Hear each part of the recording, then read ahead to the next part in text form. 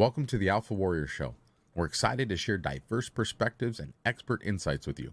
Please note that the views and information expressed by our guests are their own and do not necessarily reflect those of the Alpha Warrior Show, its management, or our partners. Each of our affiliates and sponsors and partnerships is a separate entity, and their opinions are their own. Today's content is provided for information and educational purposes and should not be taken as specific advice, whether it be financial, medical, or legal. While we strive to present accurate and useful information, we cannot guarantee its completeness or relevance to your specific situation. We provide all information as is and encourage you to consult with a professional advisor to address your specific individual needs. Your use of any information from this broadcast is entirely at your own risk. By listening further, you agree to identify and protect the Alpha Warrior Show and its associates from any claims or damages arising from your use of this broadcast content.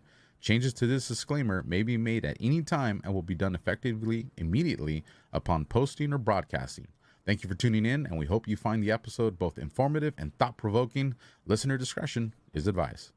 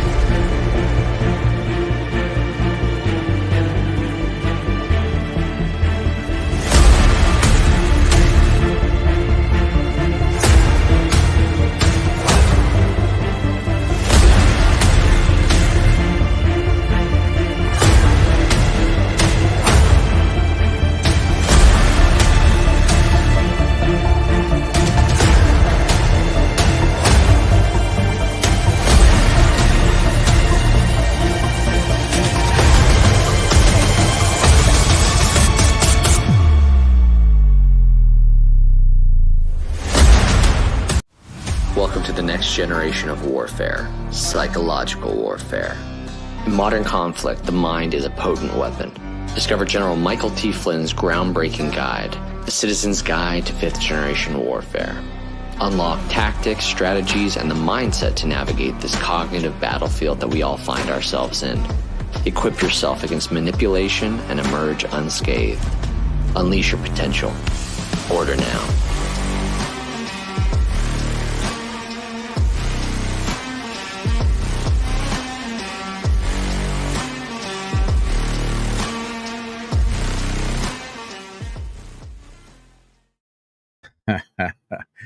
That's right. I got the cheeser on. I'm pumped up about tonight. Let me answer the question that you guys are just overwhelmed with in the chat as I glance at it.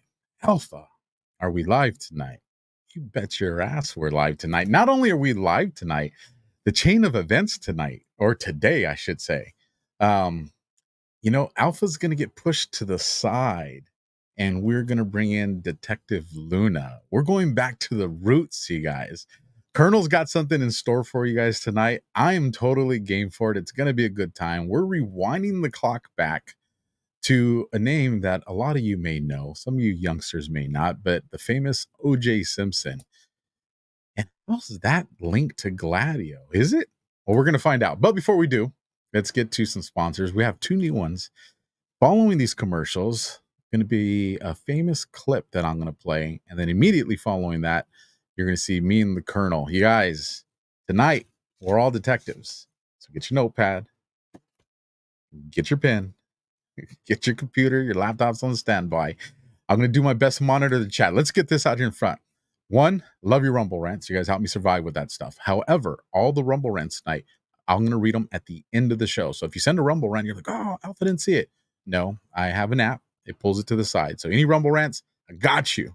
But we're going to save them for the end of the show. So if you've got questions in those Rumble rants, all that stuff will be addressed at the end. So tonight, the Alpha Warrior show is turning into a detective briefing, and I'm pumped. So let's get to these sponsors, and then let's have some fun tonight, you guys. Science proves that a healthy immune system is the body's first defense against the smallest of ailments to the most catastrophic. Coriolus versicolor is the most sought-after, all-natural supplement for both humans and pets to help boost the immune system. There are over 400 studies worldwide on its effectiveness in humans, including Sloan Kettering Cancer Center, MD Anderson Cancer Center, and now from the University of Pennsylvania School of Veterinary Medicine. Together, we can help reverse this terrible tide now plaguing your loved ones and give them the immune-boosting supplements that they need. I'm excited to announce we're having a huge MyPillow spring sale, and here's a few examples.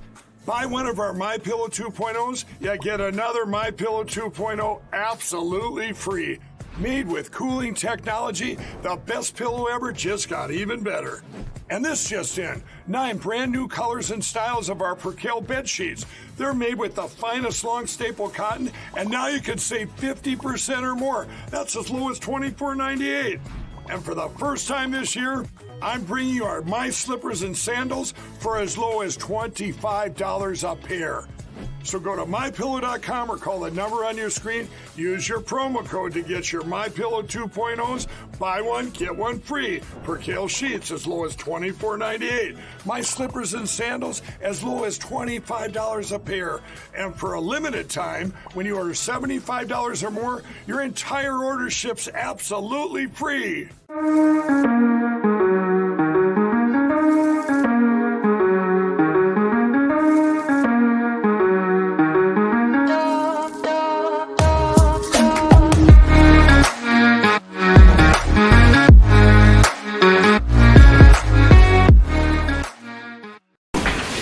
All right, Mr. Simpson, would you please stand and face the jury?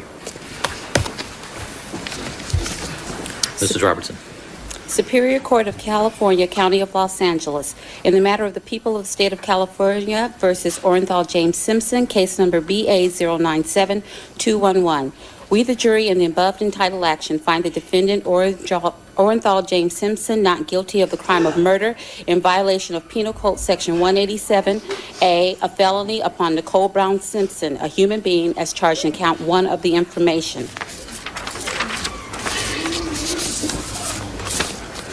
Superior Court of the State of California, County of Los Angeles, in the matter of the people of the State of California versus Orenthal James Simpson. We, the jury, in the above entitled action, find the defendant Orenthal James Simpson not guilty of the crime of murder in violation of Penal Code Section 187A, a felony upon Ronald Lyle Goldman, a human being, as charged in count 2 of the information. We, the jury, in the above entitled action, further find the special circumstance that the defendant, Orenthal James Simpson, has in this case been convicted of at least one crime of murder of the first degree and one or more crimes of murder of the first or second degree to be not true. Signed this second day of October 1995, Juror 230. Ladies and gentlemen of the jury, is this your verdict? So say you one, so say you all. All right, counsel, Mr. Simpson, would you be seated, please? Let's have it quiet in the courtroom, please.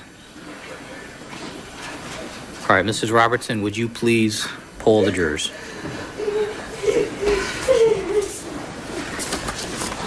Poll the jurors. Juror number 1, as to count 1, is this your verdict? Juror number 2, as to count 1, is this your verdict? Juror number 3, as to count 1, is this your verdict? Juror number 4, as to count 1, is this your verdict? Yes. Juror number 5, as to count 1, is this your verdict? Yes. Juror number 6, as to count 1, is this your verdict? Yes. Juror number 7, as to count 1, is this your verdict? Yes.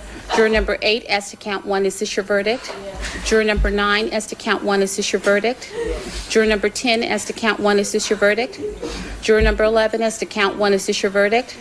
Juror number 12, as to count 1, is this your verdict?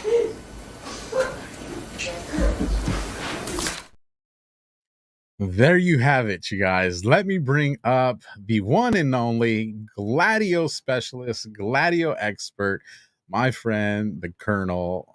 How are you doing, ma'am? Good. How are you? I'm good. I'm excited.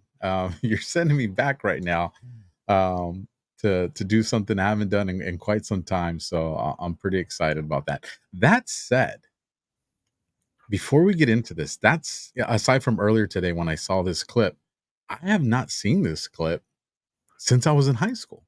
Yeah. It's And a long time ago. a very long time ago. And watching it now with my knowledge and experience of my career, I'm like, why does that look so different? So what I'm saying, Colonel, I've seen a lot of juries' verdicts being read, whether it was something I was a part of or a case I was studying or something that I was watching. And we're going to get into however this looks tonight. But one thing I will say, and maybe at the end of the show, I'll give my opinion. Actually, I'm sure the audience is going to want to know, Alpha, so did he or didn't he? What I'll say right now is just watching his reaction, Colonel. It wasn't a normal reaction for somebody being found not guilty of murder of a loved one with the loved one's family present. Now, that doesn't mean he did it. But I think just if I was just to gauge this off the reaction, Mr. Simpson knows a lot more than just if the glove don't fit, you must have quit. So, Colonel, tell us what we got going on tonight. So basically, we get asked a lot about how do you do this? And what makes you go in a particular direction? Generally, when it's not almost, God puts things in front of us when we're doing our research, and it creates an opening or the rabbit hole to commence. And we have realized that most of our preconceived ideas of different events in our past are at best 50% true, at best. And that in each time that we went down a rabbit hole, we find out that there's about at least 50% that we don't know anything about. And it's not because it wasn't written. The stuff is out there. It's just what they choose to emphasize, right? And so and this is part of the predictive programming and the propaganda. This has been going on, obviously, since 1948 in its current state. So they're very good at where to plant articles, where to, how often to repeat the same mantra, so that they know what's going to stick in your mind a year from now, 2 years from now, and it will be something completely different than what the truth was back then. And we lived it. So oftentimes when you go back and you look at this stuff, you're like, why don't I remember that? Why didn't I ever see that? So when I come across things like I did the other day at this guy's post, which you're going to pull up, and we're going to go through, because as soon as I went through this post, the timing of it being in the 1990s began clicking bells for me based on what I know was going on in different places because of Gladio. So go ahead and pull up his thread and let's look at that. I'm excited about this. And also let me caveat this. What I have asked Alpha to do is to not be Alpha tonight, which is the host of the show. I want him to put his detective hat on, and I want him to walk through the information that we're going to talk about tonight. And at each time, I want him to tell me, because I want y'all to see how what he just told you. And I didn't even ask him to say what he just said, but it's going to be perfect based on what he just said to try to walk through what we're going to walk through. And this is what happens every single time for us. So go ahead. All right, here we go. So this comes from X, formerly Twitter, you guys. The gentleman's name's Charles Johnson. His handle, if you guys want to follow him, is at Johnson Thought number 1. And the first part of this thread reads, would be wonderful if DNA testing was done on item 29, blood on the steering wheel of the Bronco. Results that came back as unknown person, in parentheses, no match for OJ, Ron, or Nicole. So who was driving the Bronco with a cut on their hand? This could be the easiest cold case to crack. Then he's attached a screenshot. Mr. Neufeld, if that's correct, Neufeld. I'll just call Mr. N. And this is what he says. And it was on the basis of that you excluded Ronald Goldman as being one of the contributors to this mixture. Dr. Cotton. That's exactly right, Mr. N. So would you agree, Dr. Cotton, that based on your analysis that the number 4 allele or ale that you see present in the mixture from the steering wheel must come from someone other than Mr. O.J. Simpson, Nicole Simpson Brown, and Ronald Goldman? Isn't that correct, Dr. Cotton? I would. So moving on to the next one now. Would you like some comments on that first one? Some of my initial thoughts? Okay. So here we go. So next one. One tidbit I found out last night. The Mesa Luna Trattoria restaurant in Brentwood where Ron Goldman worked. Nicole and OJ and his best friend Al Cowlings were mobbed up, and everyone around them was involved in the LA cocaine ring with the Sicilian mafia. Everyone knew about it, but they couldn't expand beyond OJ for reasons you and I understand. And so then here's an article. You want me to read the article or just the headline? Here, hold on. I'll read this. Because we don't need to read the whole thing, but I want to point out a couple of things. Al Cowlings, who accused O.J. Simpson in the nationally televised, everybody watched the white Bronco going all over, has ties to escaped mobster. Cowlings was a close associate of a New Jersey mafia soldier by the name of Joseph Ippolito, who ran a Santa Monica restaurant and a thriving cocaine business, according to the Boston Herald. Now, I want to point out that we have found that a lot of people in this Operation Gladio business that money launder do it through restaurants. And they also conduct all their business in restaurants because it's easy to hide the comings and goings of mobsters, runners, users, everything in a restaurant, because so many people come and go all day. And the whole cash business of restaurants allows you to money launder. So while we read through this, just keep in mind how often there's a whole group of people with a whole bunch of restaurants out there. Okay.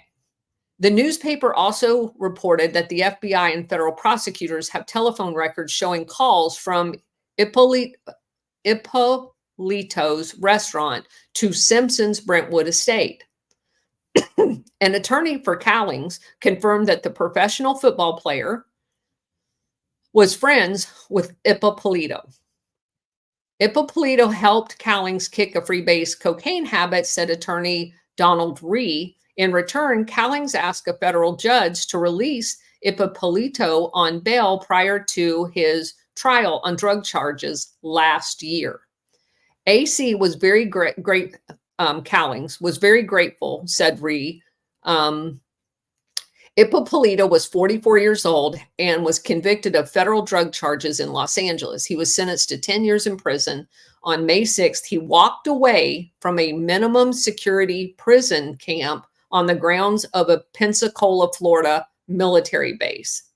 Also convicted was Malibu restaurateur and alleged fellow mafia soldier, Ronald Lorenzo. Lorenzo identified Cowlings as a driver and bodyguard for Ippolito. According to the key witness in the drug case, freelance undercover investigator Robert Faraci.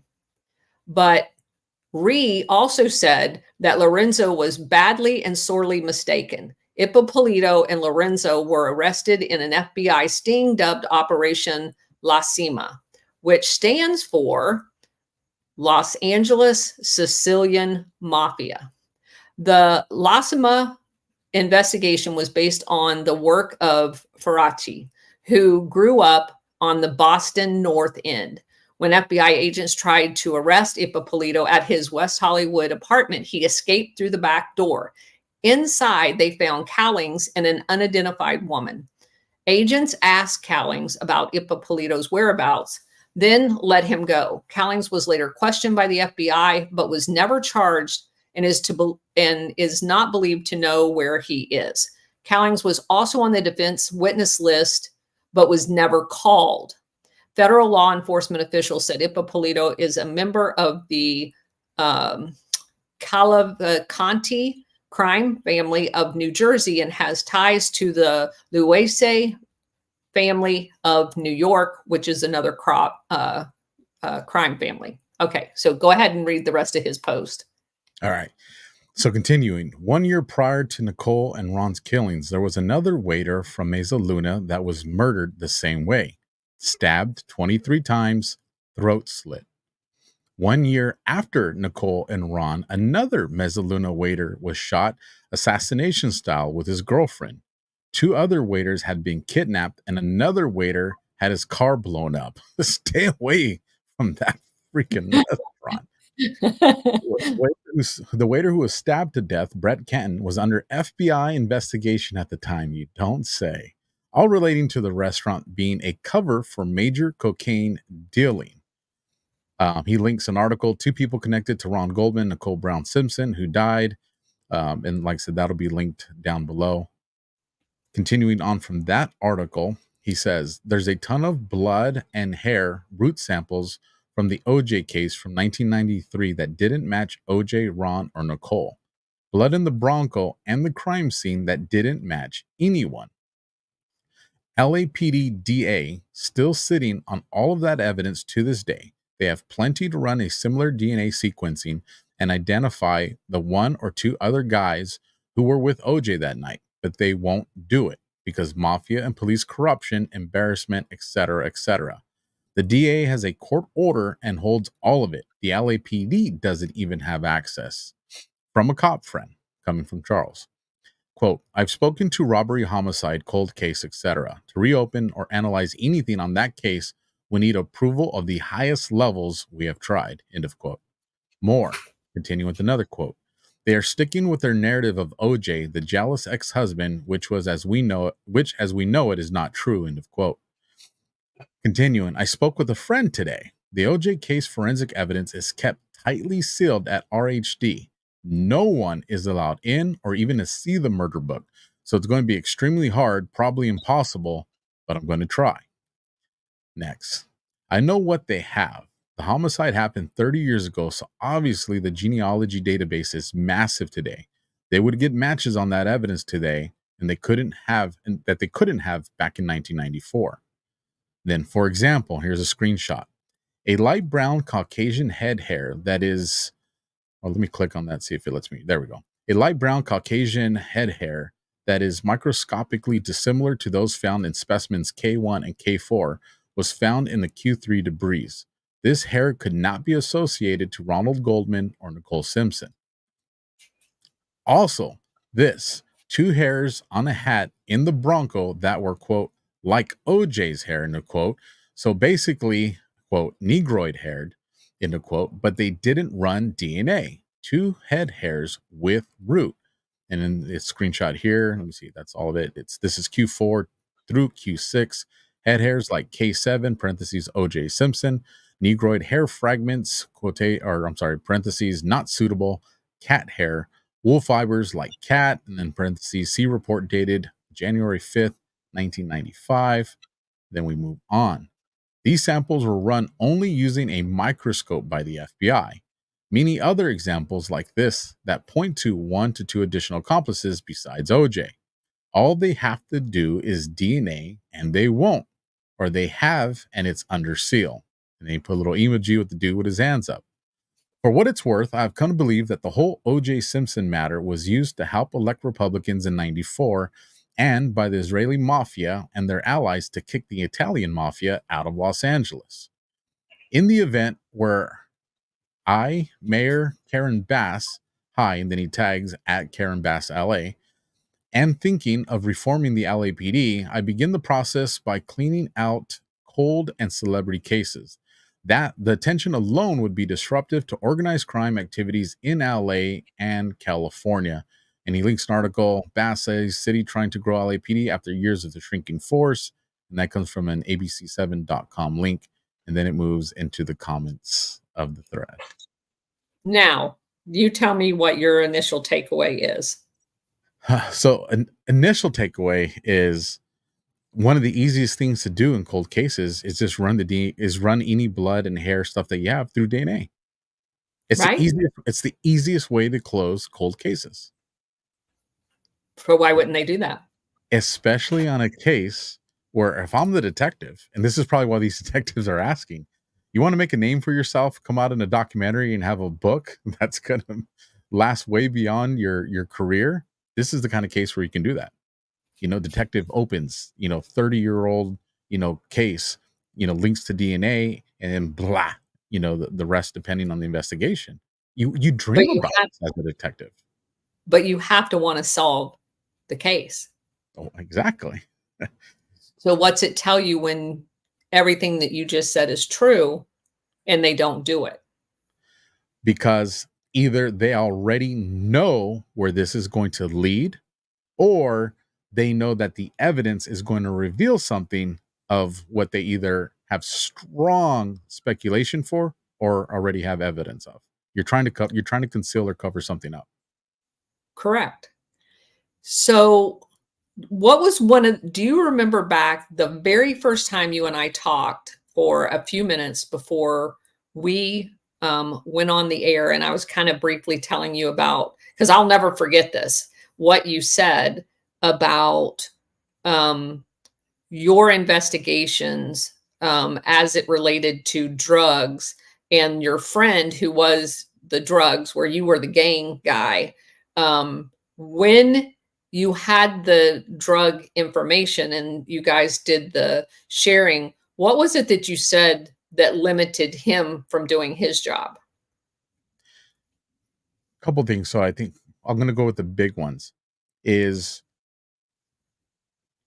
there was a link to MS-13 guys that I had started to notice in Southern California, which, my hands got tied with that back to when I was a cop. Like, I literally was pulled from something that would have absolutely needed to do as a gang detective and got put on something that was completely irrelevant. With regards to Sean, is when our cases crossed, because he was the narcotics detective, I was the gang detective. When our cases crossed, what we saw was human trafficking is the thing that these two things had in common, and the players, which was everything from Al Gore, John McAfee, all the allegations to these people, to Maricopa, but it was linking politicians and NGOs with money coming from the cartels from Mexico. All allegations, of course. And do you remember when you told me that he told you that you were only allowed to go so far up the chain? With my case or with his? No, with his cases. When he's doing drugs. Yeah, so his case, when he went into drugs, there's only so far up he can go, because then it leads into other agencies. The second you start to tap into certain entities, you have to get permission from other entities to continue on with that investigation. And if those other entities are CIA or FBI or dirty DEA, you're not going to get those permissions. Absolutely not. You're not. You're just going to be pulled off. Your case is going to get closed. Correct. And so there would only be so far you could go if you're investigating MS-13, because the CIA created MS-13 in El Salvador. I agree completely with that. So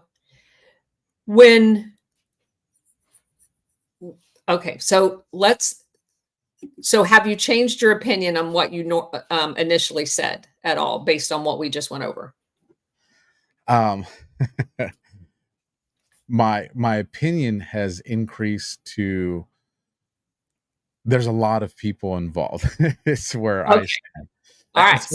And this is why let me let everybody peek into my mind real quick. So allow me a minute and a half to get through Sure. this. Sure. Absolutely. When Charles brings up the blood on the steering wheel to do the DNA testing, the first thing I think of through my detective mindset is, okay, we know OJ was we all saw him driving for at least 20, 30 minutes, however long. I mean, it was a long time he's driving. It's a long time. Last time I checked, we don't drive and our hands just stay in the same position the entire time we're driving. There's shuffling, there's all this stuff going on. So first thing that comes to mind is, okay, the blood sample that's on the steering wheel, is it a smudge? Was it a droplet? Was it specks? Was it inside a steering wheel cover? Like, I'm really wanting to know, because if it's not a smudge, outside of it being on the the inside of the circumference of the steering wheel, if there's not a smudge, then I'm gonna be like, okay, how can OJ drive and make all those turns and not smear the blood on the steering wheel? Possible? Yes. Likely? No. If it's a droplet, once again, how did it happen? And then is it fresh? And Right. fresh, being, 24 hours, 36 hours, something like that. Because we can tell through the coagulation of the blood and the way it looks. Because if it's old, then I could be like, okay, maybe that's, there's old scraped blood. But I'm looking to what was the visual of what the blood looked like and what was the aging of it. Right. And Right. if those things aren't consistent with somebody that would have been driving, there's a part of me that's going to be like, well, then who put it there after OJ was driving? So that's why the conversations around the blood samples really important to me. Now, if it's on the interior part, or the part that's in the middle, then yeah, could somebody have had the Bronco before OJ had it? Could he have dropped someone off? But there's someone that, because OJ didn't report the truck stolen, so at some point OJ gave dominion control to somebody else to drive that vehicle, which means he knows that person. Because if he didn't know that person, he'd do like the rest of us would do and report it stolen. So these are all the things that start coming to mind just on the little blood sample. And I don't remember any of that stuff being addressed in the case. And I was looking today, I was searching. I'm like, why are, these were seasoned detectives. Why Yeah, didn't and you so ask these questions? right, and he also mentioned about people being killed in a similar fashion. Do you remember any talk about that either? This was the Oh, first time I've ever heard of that. all right. So let me ask you something else. Do you know what a Colombian necktie is? I do. It's a certain way you What kill is that? someone around, the way you kill someone at the neck, the way you slice them. And can you describe it? Do you know exactly what it is? I mean, It's descriptively. yeah. If I'm not confusing it with another one, if I am, stop me and correct me. But it's supposed to be the ear to ear slice, and it's supposed to be a very, very deep cut. It's literally, Yeah, it's like almost literally decapitating. almost decapitating, to where you're opening the throat. And the other gruesome part of it, it's also supposed to be a very slow cut. You're not supposed to do it really fast. It's a very, this may seem like a very soft area, but it's also a very tough area, not including our spine. And the Colombian necktie cut is supposed to be ear to ear, very slow, very deep. And one of the things he says, you got to be very strong to do that. Yes. And also the reason why they call it a necktie is because they pull your tongue down through that slit and it comes out the opening and hangs down in your chest like a necktie. Did you know that part? I did not know that part, or I don't remember Yeah. hearing that part. And that's pretty damn gruesome. That's very gruesome. Well, so there are reports that that is exactly how Nicole Simpson was found. Now, what's very interesting about that is she was not the only one in that time period that was murdered that way. Now, if I was to tell you, and of course, being a homicide detective in the Los Angeles area, if you have somebody And this was very well known in the mid 1990s and early 1990s, because what was going on in Colombia? Oh, that's right. We were coupping the government, and we were setting up terrorist training camps down there and training for Operation Gladio, RENA assassins for the UN and NATO, right? So there's a lot of this kind of crap going on in Colombia, where they are psychologically manipulating people with the most gruesome style executions that they can. That's where this all came from. So the Colombian necktie came from drug associated assassinations. Okay.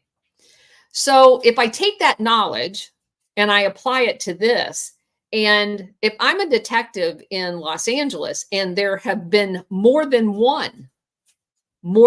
two of these Colombian necktie style assassinations in my jurisdiction. I know. Okay, If I got this information, the first thing, because remember, gang detectives, you know your gangs, you know your cartels, you know your mafias, you know their killing styles, just the same way I knew my gangs and the way they killed. Just the way certain murders happen, you already knew what direction to start looking. So if I see this and I'm like, oh, we're looking at Colombian necktie homicides here, 1 and 2, first thing I'm doing is give me all the passports that have come through in the last 30 days preceding this homicide. I want to see, and if there's no one there, then I'll keep extending that data, but I'm looking for that. And then I'm looking for people that came and go. I'm looking for what other cases had these deaths, who are in those areas. Give me your field contacts. Like this is incredible information to develop suspect leads. The other part of that is I'm going to reach out to my FBI counterparts. I'm going to reach out to them and say, hey, who do you guys know? Because we know they monitor the mafia and the cartels. I have mafia style killings, cartel style killings here. Do you guys have someone in the area that you've had eyes on that we can start looking into? Like, I'm going to communicate with them for this. Correct. Now, let's do a search. Now, you just read in his article where he talks about the Israeli mafia and the Jewish mafia, or not Jewish, sorry, Israeli mafia and the Italian mafia are duking it out there for territory, right? Correct. All right. So if I were to search on Military Advisor Colombia, and I come up with, let's see, in the 1980s, there is, and I didn't even think about this until you were just saying what you said, or I'd have had his name already. There is a very famous, ouch, my dog's biting my toe. There's a very famous Israeli military advisor in Colombia in the 1990s. And I'm going to see if I can find him. I don't know if Bridget and Liza are watching. They can text me the name. But there was they sent him. I did a whole thread on it. They sent this guy to the gang leader. All right. So the military advisor that's there in Colombia helping, they came and interviewed the CIA guys that are going to get designated as the mafia, not mafia, gang, whatever they call them, that's going to run the drug routes, right? And they actually sent them to Israel to go to school for a year. They taught them how to assassinate people. They taught them how to plan riots, to kidnap people, to torture people in year-long apprenticeships in the country of Israel. So I find it very interesting that I'm looking at a murder that has the hallmarks of having Colombia associated with it at the same time that there is Mossad, Israeli affiliated people in Colombia doing scholarships to teach people how to kill people back in Israel. And then, oh, by the way, I go to Los Angeles and there's a turf war between those two people going on right then. Is that odd?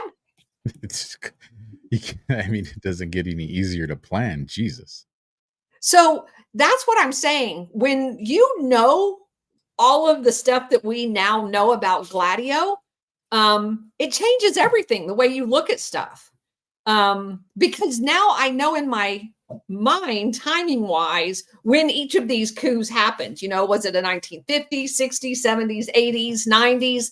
And then once you know that, you start looking stuff. It was the same thing when we started digging on Jim Jones, you know, and then you look at Guyana and you're like, oh crap, they had a coup there. And oh crap, they had paramilitary training camps there. Oh, it was Jonestown. Those kind of things just start happening. And so I just, you know, within the last couple of days, started looking at, this, and I was like, oh crap, I got to do this with Alpha, with his gang and his detective. This is like, we've got to do this. So, oh, Bridget sent me the whole list of my threads. I'm not going to be able to find it. But anyway, just trust me. There's a guy there that was in, I think she found it maybe. Anyway, we'll go on. So that ties it to me. So the article that he had in his thread there, I want to read a couple of things about it. I opened the article. And the first one or the second one? The article that's on Medium. Okay, I'm going to open that in another window too. Okay, so this was titled "Two People Connected to Ron Goldman and Nicole Brown Simpson, who died a year before and after their murders." Most people know that O.J. Simpson was accused of murdering his wife, and after a trial, he's found not guilty. Brett Canton was born in New York City in 1967. His family moved to Los Angeles when he was a kid. His father, Paul, was a music executive and managed people like Dionne Warwick. Brett joined him in that company and eventually forms his own entertainment company. But he does it that was back during the rave days where they were doing those underground kind of club type things where they'd have a pop-up music event. He opened his own nightclub called Dragonfly. It was very popular, and attendees included Nicole Brown Simpson and her friend Ron Goldman. Now, Ron Goldman even was a waiter at this Dragonfly place. He and Brett were well acquainted. Another attendee was actress Rose McGowan, who became romantically involved with Brett. In 1993, Brett was partying at the nightclub Club 434. He seemed to have disagreed with some people there and left for home in the early hours. Later that day, his body was found in Hollywood. He suffered 23 stab wounds to his head and arms and had been nearly decapitated. He had his, basically, they gave him a Colombian necktie too. And they never found out who did it. And then you move on to this other guy, Michael Niggs, who was born in Colorado. Now, why is that important? Because that Melaluna restaurant in Los Angeles, Brentwood, also was in the same family. There was a Melaluna in Aspen, Colorado, and there was a Mezza Luna in New York City. Isn't that odd? Did you know that? I did not. Okay. And that's fairly important when it comes to the mafia angle of it, right? Because you've got New York, you got Aspen, where all of the cool people hang out. So, okay. And just to let people know, Mesa Luna is Spanish. So Mesa, yeah, even though they spell it, with Z's, Mesa means table, Luna means moon. So moon table. Yeah, that's not creepy. All right. That guy's name is Raphael or Rafi, Rafi Eaton, Eitan. That was the Israeli advisor in Colombia. So this is all very important because there was also an issue with this rivalry between Mossad running this drug operations and the CIA running drug operations, where there was a conflict with the advisor to Panama, right? You remember Noriega? So this is not unprecedented where they've got this competition thing going on. So let's go back to Michael Niggs. So he's from Colorado. He moves to LA. He wants to be an actor. And he supported himself by waiting tables. In 1994, he got a job at Mella Luna. His co-worker, Ron Goldman, and they became friends. Nicole Brown Simpson was one of their friends as well. In 1995, Michael and his girlfriend in his Mercedes, because waiters have Mercedes, right? Said no one ever. Stop and get money out of an ATM. He is shot execution style. They don't take his money that he just got out. They don't take any valuables. His girlfriend is sitting in the car watching the entire thing go down, and they never find the assassins for that murder either. Which is really, really weird. And it goes on to say, although the murders of the two people known to Ron Goldman may just be a coincidence, at the trial of OJ, his attorney alleged that Brett, Ron, Michael, and even Nicole had been involved in drug trade, not drug use, drug trade. The Mella Luna restaurant, which was alleged to be a cocaine distribution hub, and that was what had gotten all four of them killed. That, of course, is an allegation. But without anybody actually investigating that or noting the similarities between the actual murder and it making it a gangland murder style, it's kind of hard to investigate that because they're basically shutting that avenue of research completely off by not acknowledging that we now have two dead bodies with a very definite signature as to who actually did them.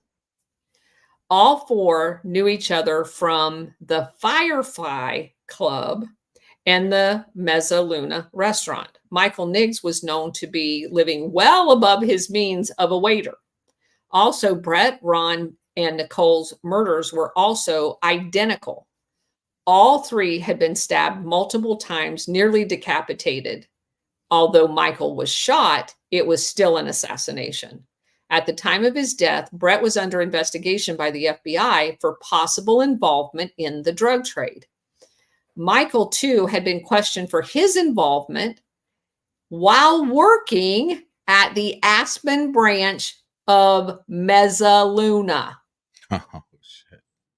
Also, two other Mezza Luna waiters had been kidnapped, and a third had their car set on fire.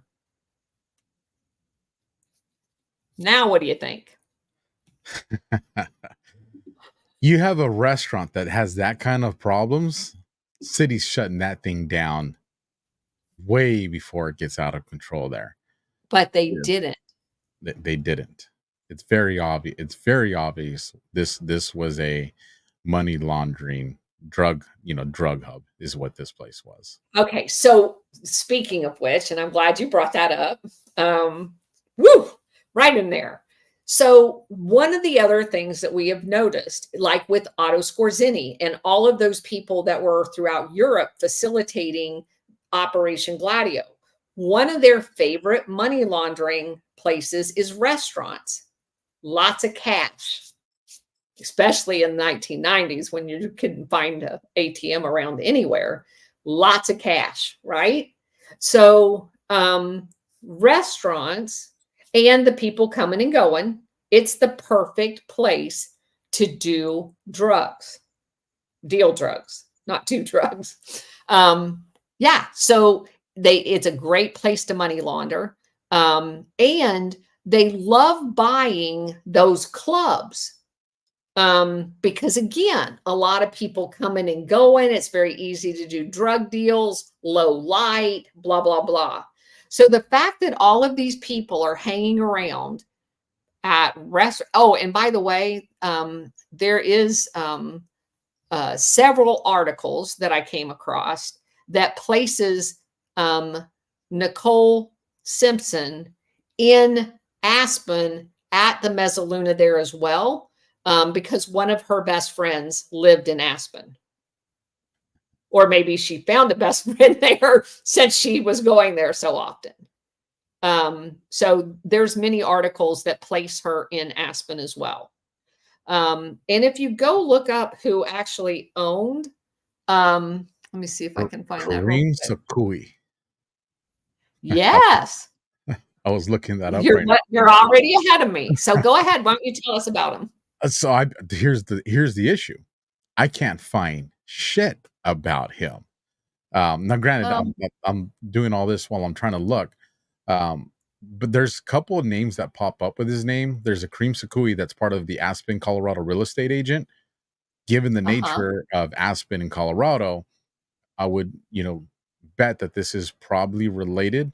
But it was realtor.com, so it didn't give me a whole lot. But it led me to an X account. Let me bring this up. So if you've seen this guy, you can let me know if it's the same one or not. So let me switch screens. I'm going to give you a link. I'll send you a link. Take a look at this guy. So this guy's was this. So this that's a younger guy. Yeah, his X handle was linked to it. And it was interesting too, because it tags it out of Beirut, Lebanon. But this came from one of those articles too. So that would be hilarious. Beirut, Lebanon. Mm-hmm. That's like the weapon drug hub of the Middle East. That's hilarious.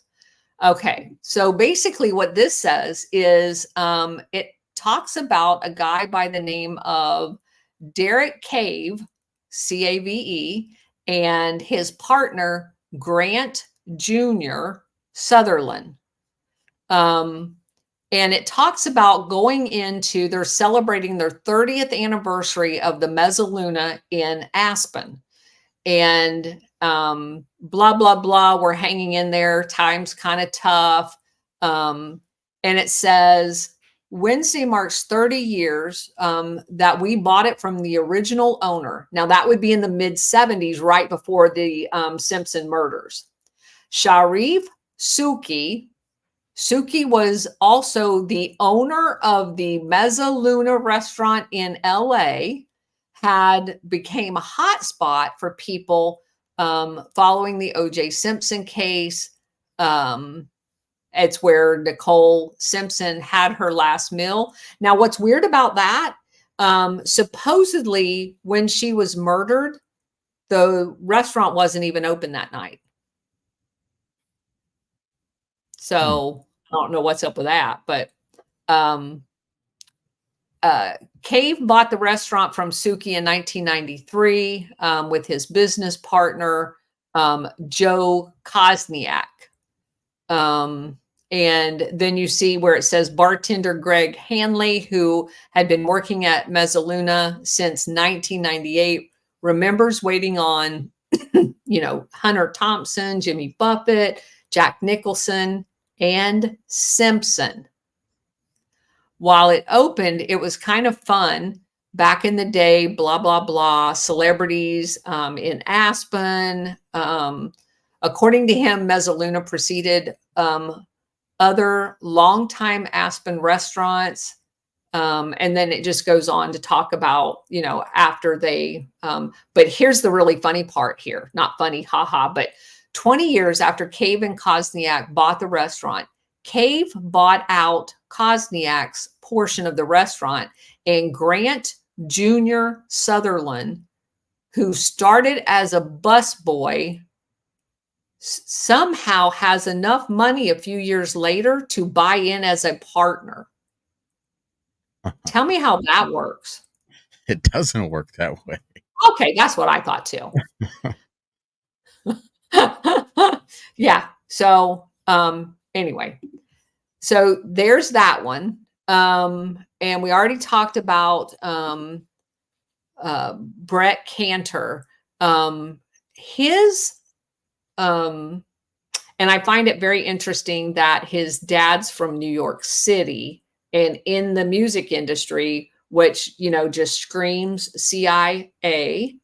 And then he just so happens to go out to California, open, like anybody can just go out there and open music companies. No, that's not how that works either. The only people that go out there from Los Angeles or from New York and have successful music companies is people who are part of the CIA. All right. So I think that does it for him. I'm trying to get all of the background, and we already talked about NIGS. Let's see. Let me get back to my references here. This one, I'm going to shoot you this one because this is very interesting because it talks about the Israeli. Let me get you back up here so I can pass this one over to you. Hold on. Private chat. Paste. All right. Now, this one talks about Israeli underworld surfaces as gang warfare hits the street. Now, the only reason I want to talk about this for a second, because this is what was going on in Israel in the mid 1990s, all the way through like 2010. And I want people just to kind of glance over this article so people can understand. Most people have a vision of what Israel is, and it isn't what it actually is. So in here, this is talking about things like this one 16-year-old boy, son of a police officer, is arrested because he was actually trying to assassinate somebody in this ongoing gang warfare in actual Israel. That there's another guy's body that's found. They have a guy by the name of Arharan Masika that's 53. His nickname's the Assassin. And yeah, and then they have this other guy, Mohammed Armash, who his body is found after they assassinate him. There's a guy by the name of Alex Barak, who is called the quote unquote mystery man. He gets shot. And then they have people's cars blowing up. And there's just one after another of these, assassination attempts all over Israel. And it gives you a completely different perspective. And then it talks about A year later, this guy comes. He's a Romanian-born Israeli. He comes to America, and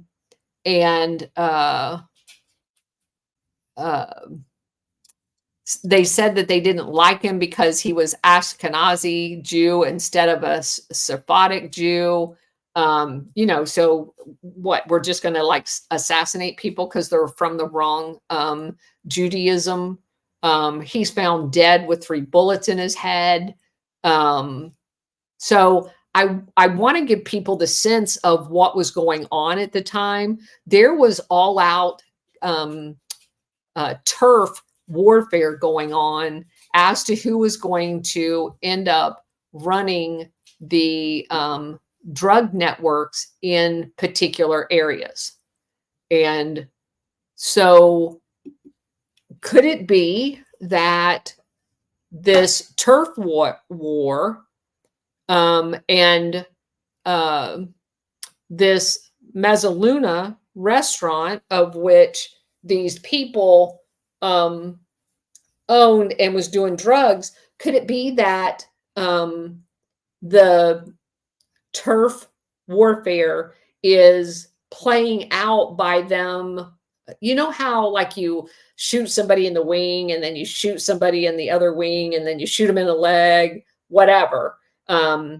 It's kind of like assassination with one cut at a time.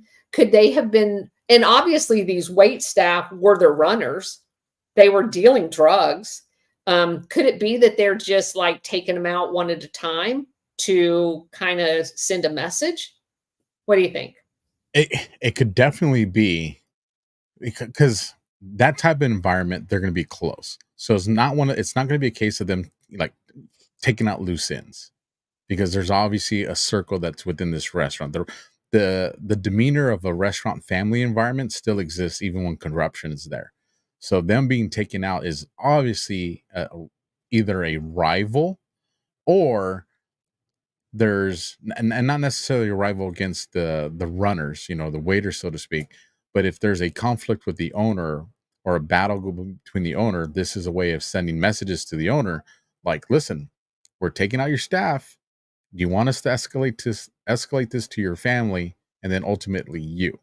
This is definitely the way you would make a point. You're not going to believe the shit I found, though, unless you've already found it. Then you'll probably believe it. While you're reading that, I was just like, you gotta find this Suki dude. Like, come on, right? So I think I found probably the son or the grandson on that X picture. But check this out. Let me bring this over here and bring this on the screen. And I had to read it. I was like, no. How one restaurateur transformed America's energy industry. Are you already familiar with this? Yes, we found it today. I'm getting ahead. I'll pull that one Go down. ahead, read it. This is awesome. So I'm just like, wait, what? Who does that? Exactly. Sharif Sakui's long shot bet on liquid natural gas, or LNG, paid off handsomely and turned the United States into a leading fossil fuel exporter. We're talking make it rain money is what we're talking here. So I was like, yeah, maybe it's just the same last name. So let me just skim through this.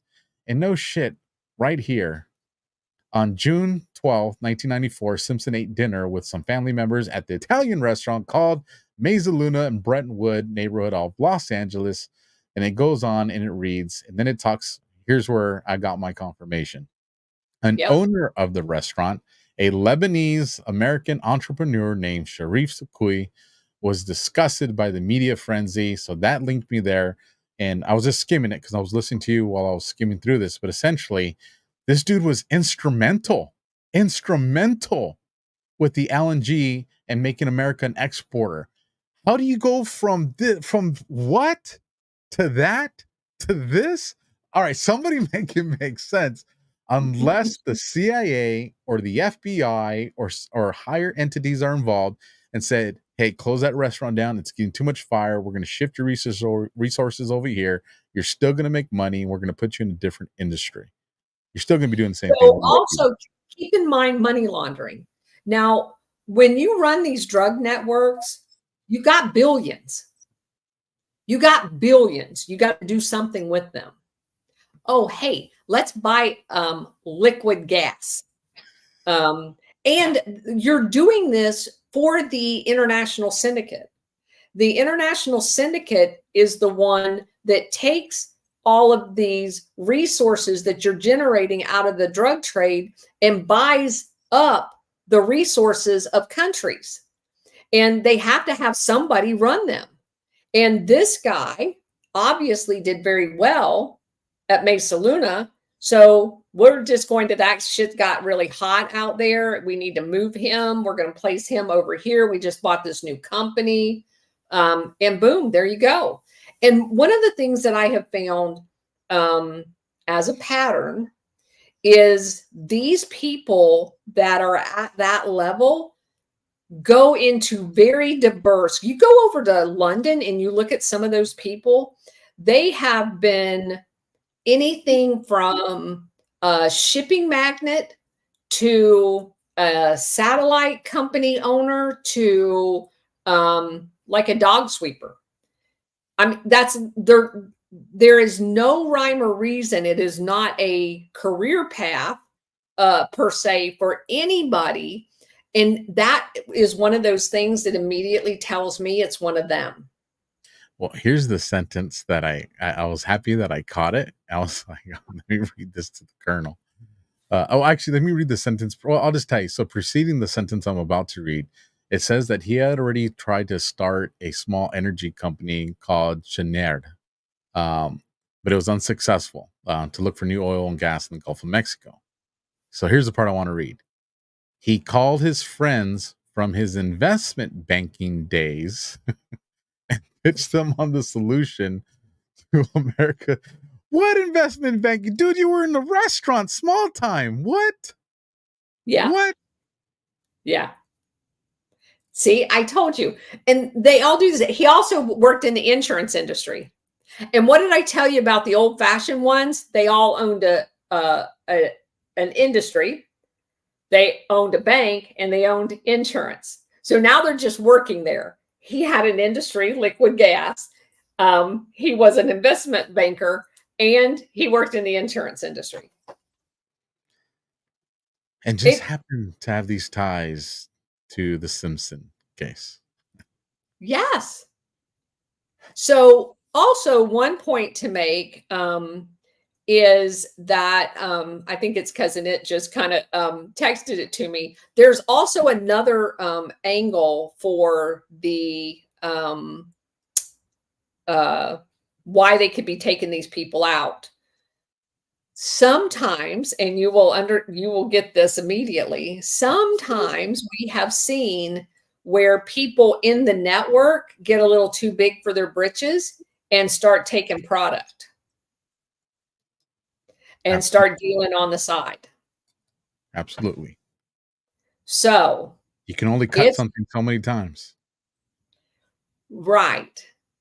So it is possible that the Cantor guy, the driver, or was that the other guy, Tiggs or whatever his name was, that was driving around in a Mercedes. It wasn't Cantor, it was the other guy,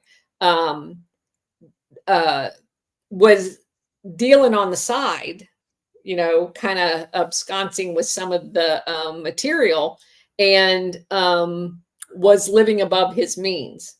And it could be maybe the people that got the Colombian necktie are the ones that were taking stash, and the other guy just effed up and he got assassinated. But they're clearly sending a signal with that Colombian necktie execution. Yeah, because that is not a normal. Yeah, because if you just F up, I'm going to shoot you between the eyes. But if you do something like unfaithful to the guy that's in charge, you know, kind of like sleeping with his wife or something like that, then we're really going to make an example out of you in the most heinous way possible. And that's what happened there. So to me, that tells me those executions were saying way more than just leaving a dead body. When you leave a signature, it's because you want somebody to see it. And if you want somebody to see it, then there's a message. That's not a typical homicide. You know, that's Correct. either serial killers or it's hit jobs. So I definitely concur that they wanted somebody. You know, obviously, but even within the hit job, it definitely is a hit job, but the normal mafia hit job is a bullet to the back of your head, right? That's the way, I mean, that was what was happening in Italy throughout all of the Gladio things. They just walk up, and it was actually 2 shots to the back of your head. That was their signature. And that's so much cleaner and faster to do. Like you said, it takes excessive strength. And not only did they do the Colombian necktie, then they're going to, however many times, 24, 23 times, stab you. Yeah, that's not normal. Like you said, that's serial killer shit. It's not. And yeah, go grab a big slice of beef and stab that thing 23 times and see how tired you are. And that's with something that's not moving or trying to fight you or trying to escape. Yeah. So did you notice the article, what that guy's nickname was? In the one that I found? LNG? Yeah. No, I didn't see a nickname in there. The Godfather of LNG. Come on. You're going to call the dude the Godfather? Come on. Yeah. Yes. They call him the Godfather of the LNG. Just Google it. Google Godfather LNG industry. All right, here we go.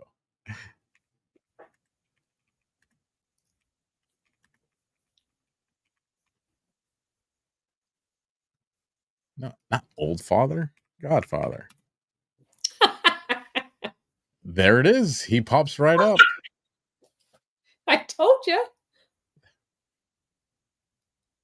God, is that crazy shit?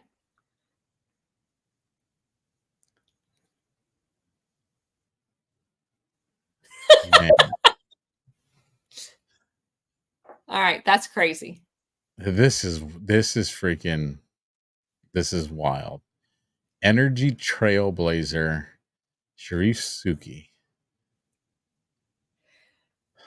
And keep in mind, the name that we all know is Escobar. Escobar was the guy at the other end on the Colombian side. So, you know, this is that network. This is that network going into the whole Colombian necktie assassinations is tied directly to Escobar. If you actually Google a Colombian necktie, it will use his name.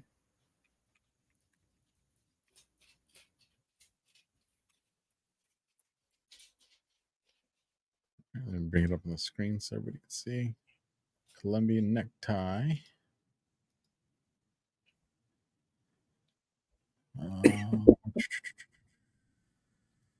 First appeared psychological method of psychological warfare. There you go. Yeah, they used it against the FARC down there to basically send a message. There, Pablo Escobar, O.J. Simpson cases, Nicole Brown Simpson. Yep, that's crazy.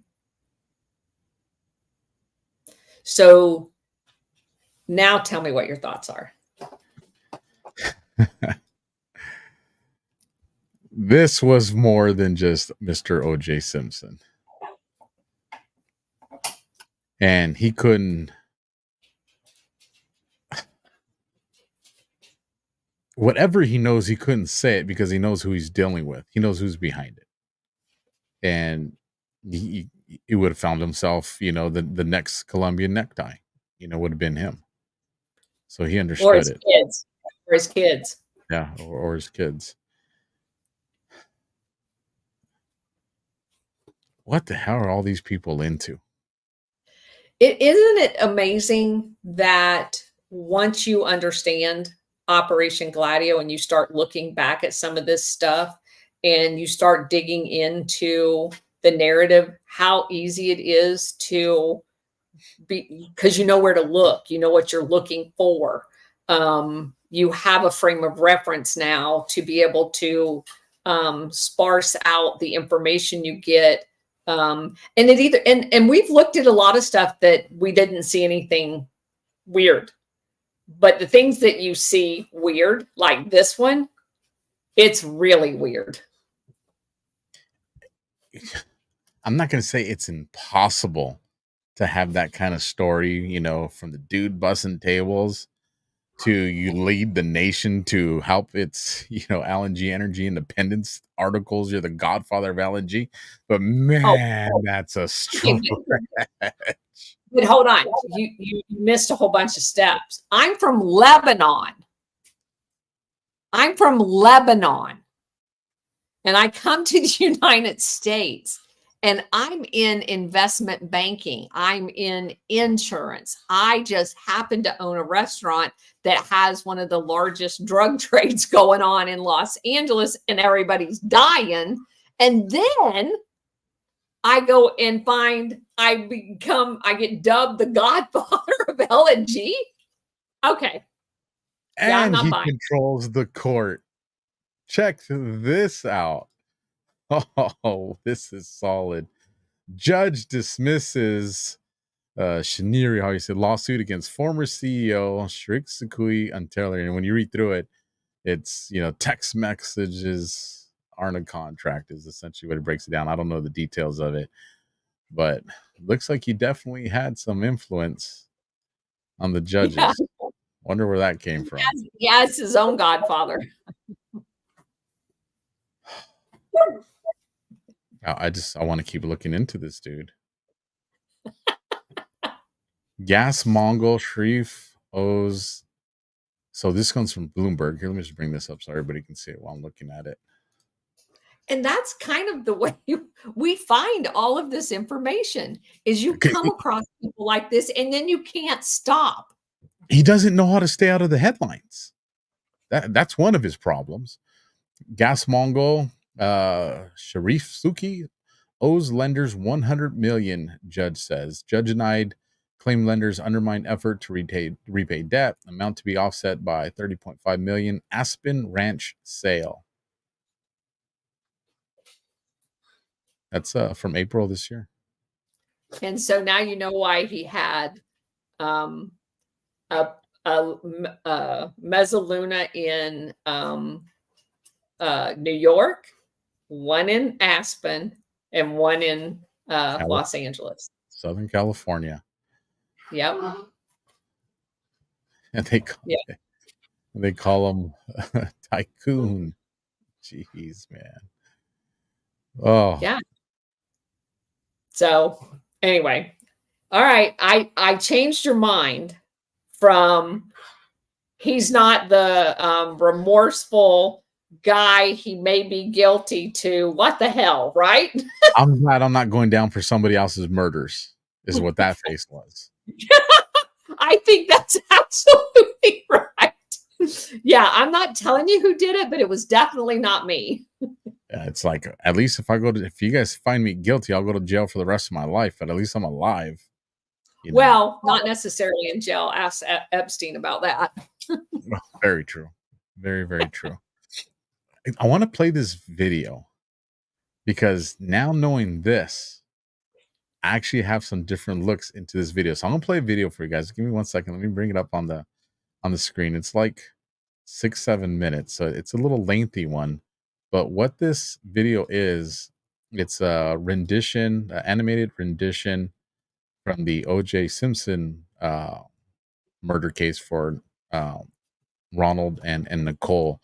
And so they use all the evidence they had, the testimony, all this to formulate something. But now we just got Gladioed. We just got Gladioed on the O.J. Simpson case. So I already know, without even seeing this again, I already know a different take that I have on this, just some other thoughts that I have. So stand by, enjoy this video real quick. Hold on. Enjoy is a terrible word. Educate yourselves with this video because it's definitely not enjoyable. And on the other side, we'll have a conversation about it. So here we go. Engineers and forensics experts who were given unprecedented access to the Simpson Goldman murder scene have assembled this scenario.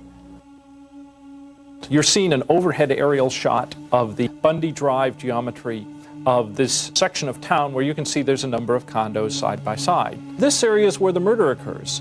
In reality, it's covered up with trees. There are steps and a gate and a dirt area beside the front entryway and a patio.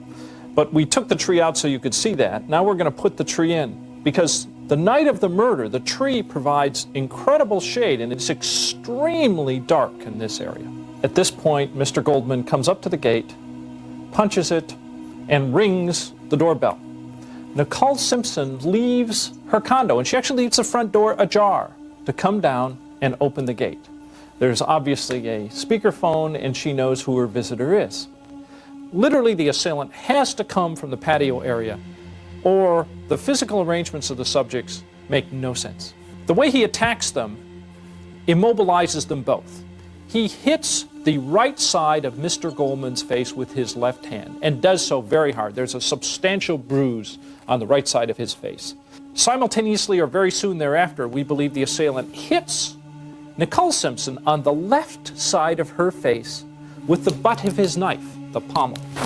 And that knocks her right side of her head into the wall. We believe that knocks her out, which enables the assailant now to come down and deal with the number one threat, which is the young, able, and in pretty good shape Mr. Goldman. We postulate that he puts the point of the knife behind Mr. Goldman's head and actually uses the knife like a fork with his hand over the mouth to raise Mr. Goldman to his feet. The medical examiner has testified that that wound alone would have been sufficient to kill Mr. Goldman if nothing else had been done to him. It's obvious from the medical evidence that the assailant has a hand over Mr. Goldman's mouth, is having a talk with Mr. Goldman, and is emphasizing his points with the knife. The next fatal blow received by Mr. Goldman is a plunge right over his heart, hitting him in the left side of his torso. Another thrust, again from the back, upwards under the rib cage, which is also a fatal thrust. And he takes a final knife blow in this side, another fatal wound. And we postulate he falls away into the fence. We see abrasion marks down the back of his scalp, which we believe is a result of falling down the fence. And then he falls over, and that is literally the position he is found by the police the next morning. With Mr. Goldman dealt with, the assailant is now free to turn his attention to Nicole. The assailant uses the same technique to lift her as he does Mr. Goldman. Hand over mouth, most important. It's clear, again, that the assailant is talking to Nicole Simpson. The reason we know this is before the final fatal cut of her throat, there are 3 other small cuts on her throat, parallel to where the fatal blow is going to be administered. It's clearly, again, torture. The final cut across her throat is going to be delivered with her head cocked substantially back. And the strength in that cut is enormous. And by that I mean she is going to receive a single slice to the front of the throat that is going to be so deep it is going to nick her spinal cord. That requires tremendous strength for a single cut. I don't care how sharp your knife is. The assailant notices he has lost his wool cap. And in the animation, he touches his head.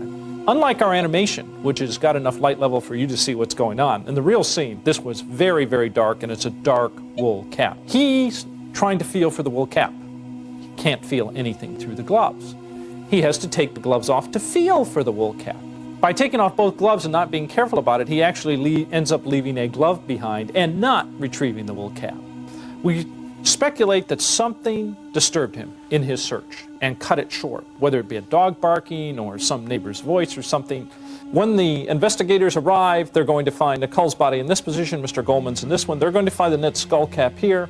They're going to find a glove very close by it, Mr. Goldman's pager, and his keys are all going to be found in these relative positions. We believe this to be the most detailed reconstruction done to date, We hope it remains the standard by which all other reconstructions are judged by, even the prosecutions. Of course, an animation from the O.J. Simpson defense team would show a different conclusion. But for this animation, failure investigators used evidence presented in court, autopsy reports, and detailed data they gathered from the scene of the murders. The medical evidence is literally the most important to establishing this scenario of the crime. The choreography, the movement of the characters through the scene has been driven by the medical evidence, because the choreography has to produce the wounds and they have to be produced in a certain order. The hat is found with, I believe the number is 26 African American hairs in it. There doesn't seem to be any contrary testimony or even dispute over the hat as belonging to the assailant. So we merely followed the physical evidence of the scene.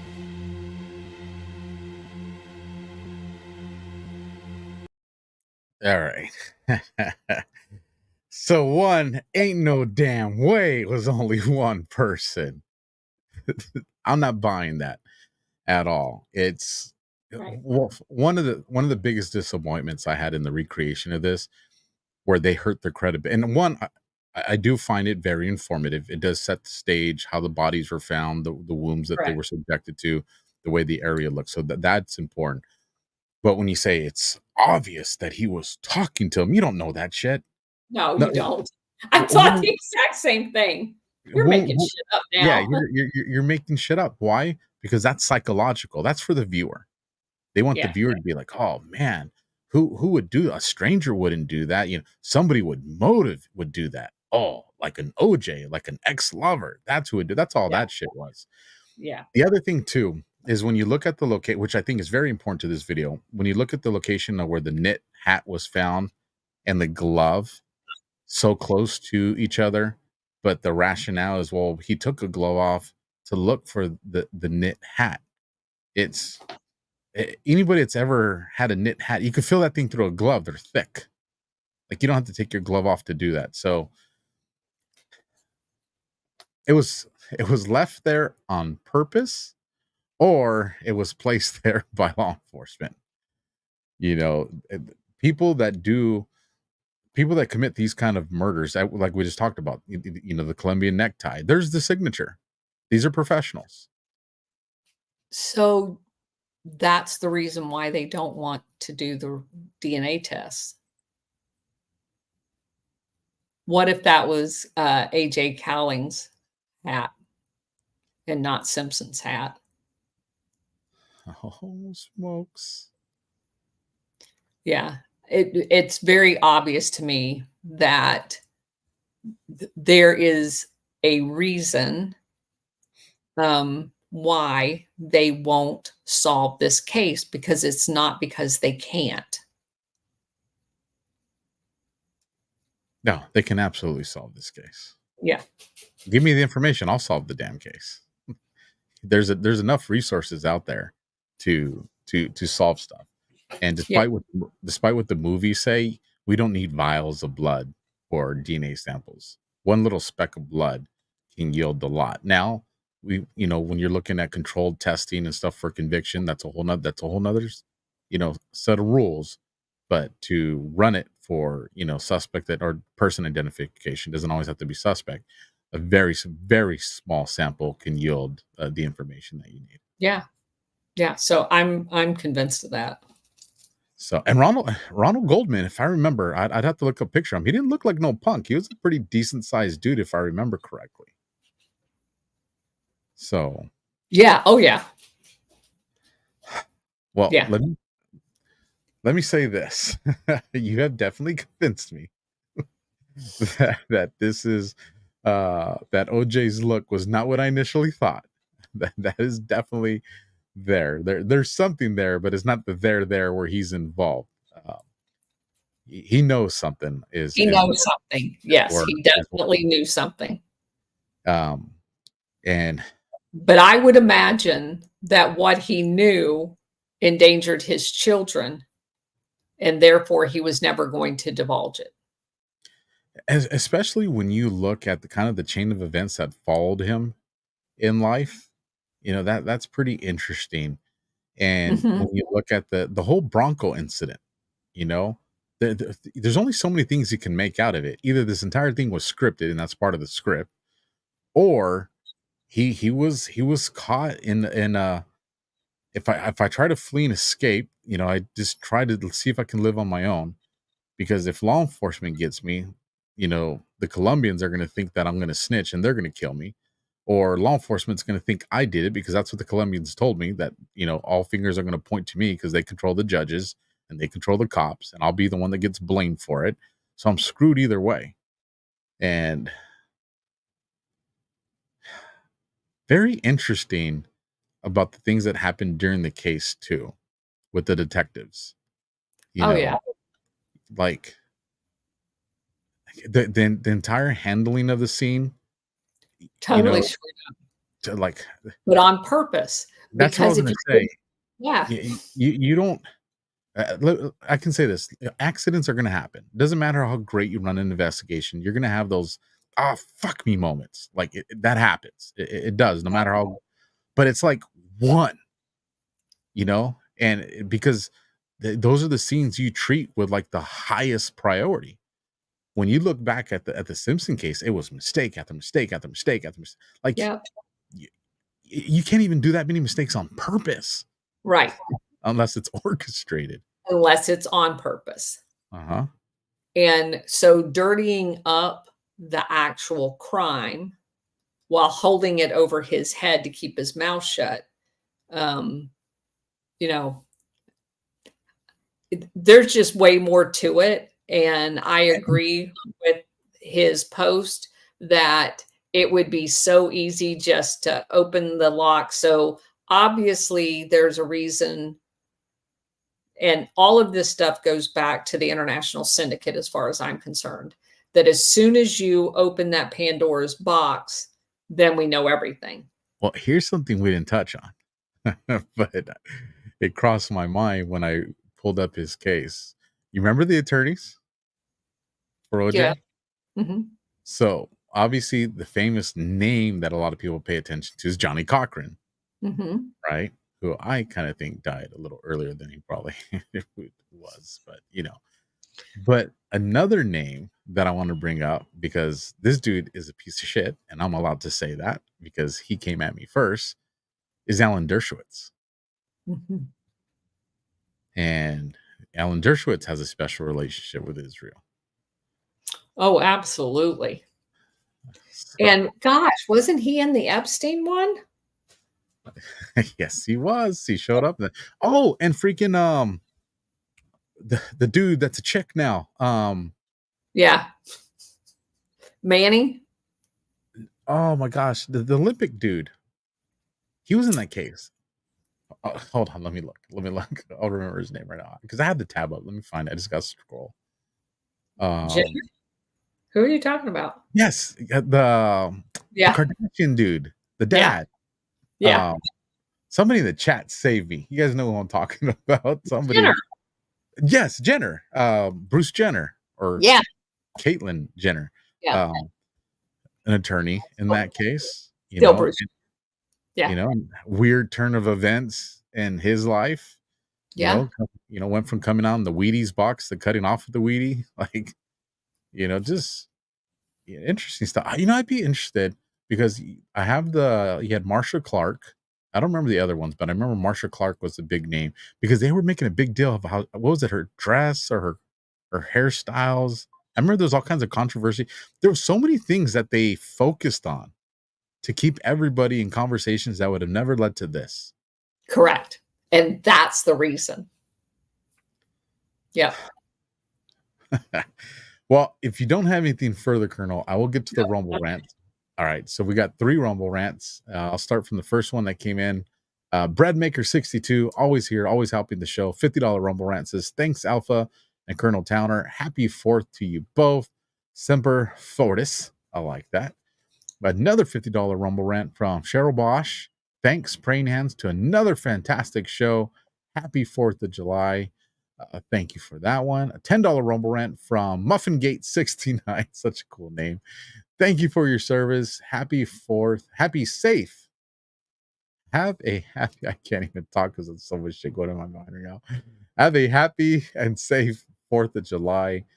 Thank you to the three of you guys for shooting us Rumble Rants our way. And now you guys are coming in the chat to save me, Robert Kardashian. Yes, could have used that 30 seconds ago. So, man, Robert Johnson, interesting timing on that, fella. Interesting time on that. Yeah. So, one of the girls just sent me an article that was dated 2021 by a Bob Norman that says mysterious Hollywood script suggests O.J. Simpson had company from Miami on that fateful night in 1994. There's a script circulating in Hollywood about the night June 12th, 1994. It begins in the Brentwood neighborhood of Los Angeles about an ex-con from Miami named Charlie approaching a cottage-style mansion, blah, blah, blah. Sees O.J. Simpson's chipping golf balls on the lawn behind the gate. The man calls out, "Juice," and Simpson welcomes him through the gate. Simpson's happy to see his friend, but Charlie's here on business. He says Joey sent him to collect cocaine debts, many of them related to celebrity football players' ex-wife, Nicole Brown Simpson, and her best friend, Faye Resnick. Simpson reacts with fury to being squeezed for money, and the target of the anger is Brown. He's scheduled to leave for the airport in less than an hour for a flight to Chicago, but Simpson decides he's going to confront his ex-wife, blah, blah, blah. Charlie's in tow. He drives his white Ford Bronco in the alley behind Brown's home, where blood is soon spilt. Obviously, okay, so there wasn't some Miami mob grunt with OJ the night they were killed, and it says Charles, this Charlie is supposed to be based on Charles Ehrlich, Ehrlich, an ex-drug trafficker, longtime manager of Dean's Gold, a strip club in Biscayne Bay, Miami Beach. If fiction is the lie through which we tell the truth, then the script titled Juiced, after Simpson's nickname, may shed new light on the events that happened that night. Interesting. I'm trying to see if I can pull him. How do you spell his last name, the Ehrlich guy? Ehrlich.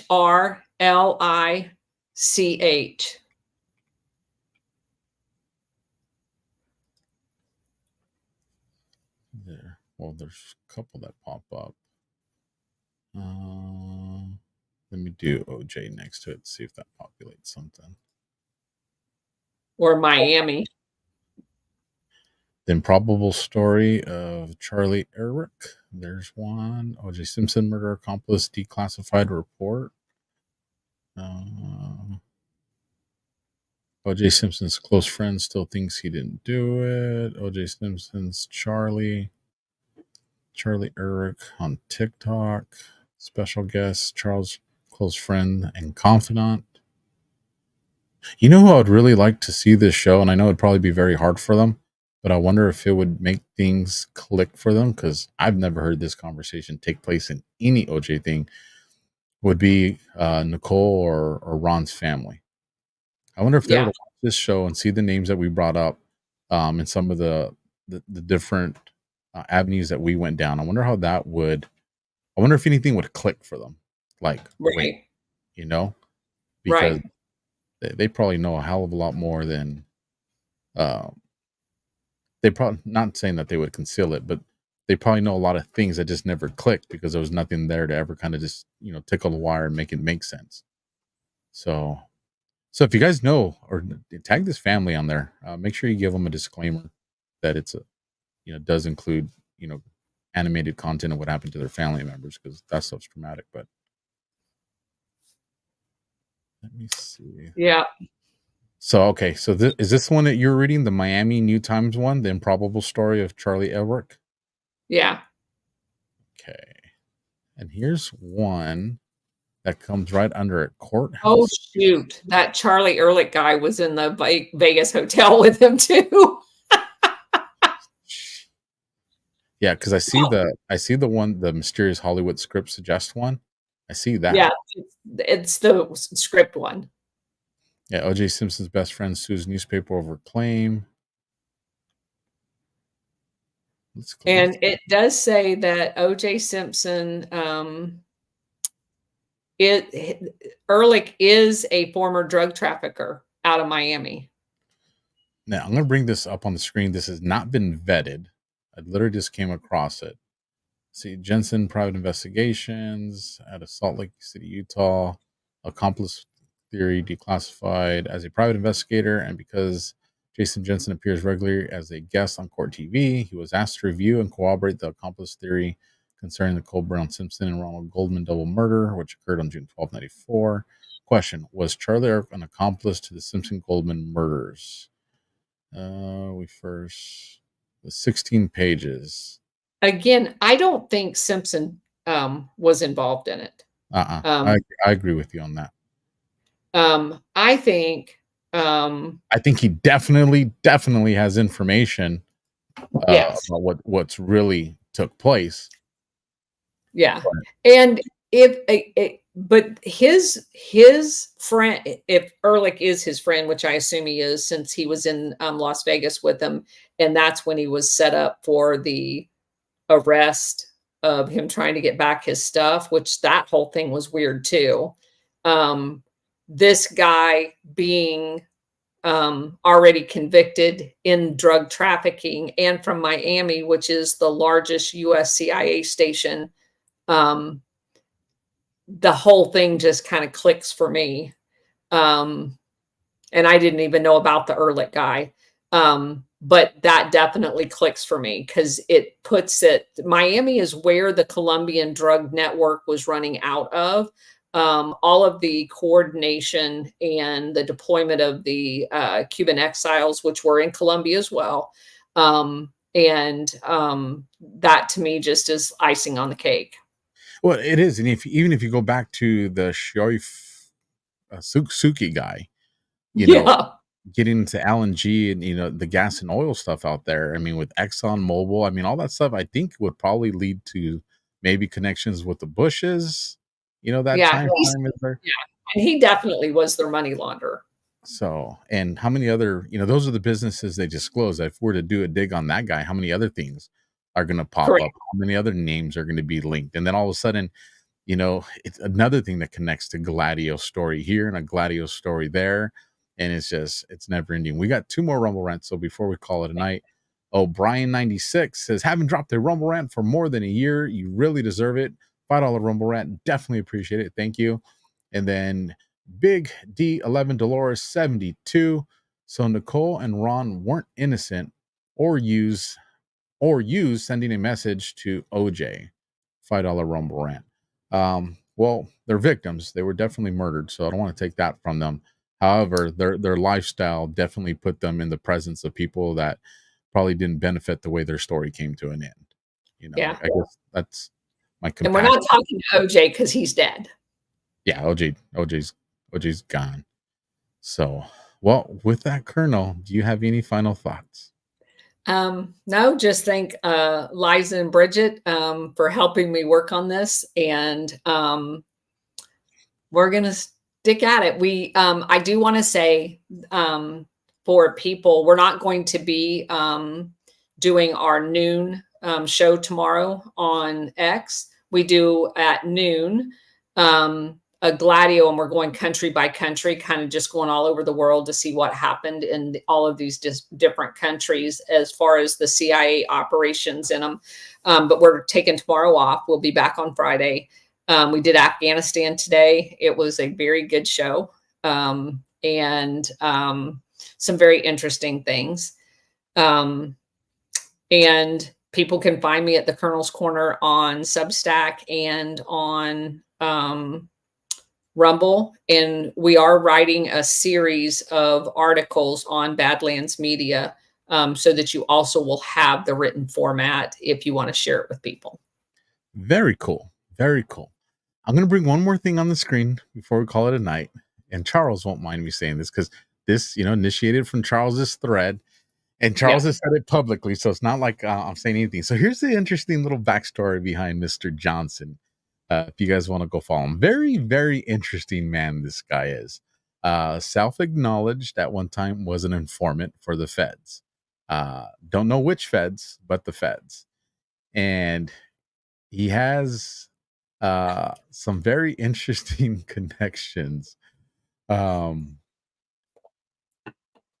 to certain intel companies that he helped found. And this guy does some pretty interesting digs on people on social media that sometimes come after him, or sometimes he just gets wind that these people don't seem to be who they are. So let me show the world who they are. So he's a very, very interesting person. So Charles, I know you're going to get wind of this and you're going to watch. Give me a little bit more of why you did this thread on the timing. Throw me a bone, man. You got my curiosity. So with that, once again, you guys want to follow him. He's on X, Johnson Thought 1, the number 1. And this has been another Operation Gladio series with OJ, where I got to be Detective Luna again. And that was a lot of fun. Colonel, I appreciate your time because I know it's very late on the East Coast. You guys, everybody, happy Independence Day tomorrow. Remember what the day represents. All right.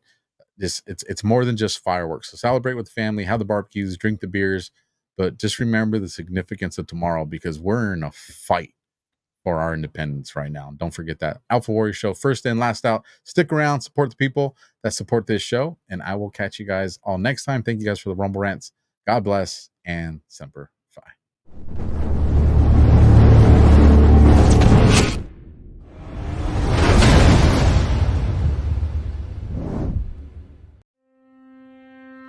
Science proves that a healthy immune system is the body's first defense against the smallest of ailments to the most catastrophic. Coriolus versicolor is the most sought-after, all-natural supplement for both humans and pets to help boost the immune system. There are over 400 studies worldwide on its effectiveness in humans, including Sloan Kettering Cancer Center, MD Anderson Cancer Center, and now from the University of Pennsylvania School of Veterinary Medicine. Together, we can help reverse this terrible tide now plaguing your loved ones and give them the immune-boosting supplements that they need